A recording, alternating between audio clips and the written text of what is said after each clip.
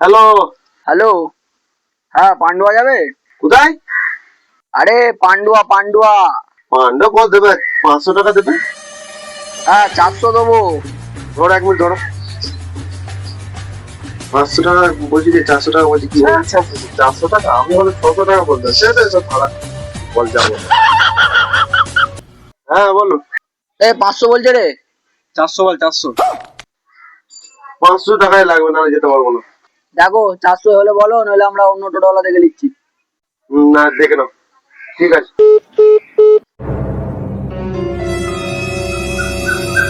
কোথায় যাচ্ছি রে? ঘরে চলবে, কাল তো কাজ মাঝে নেই, কি করবো বসে। যা তাহলে।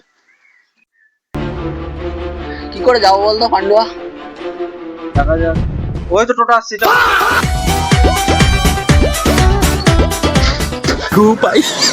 পান্ডুয়া যাবে বলেছিলে না?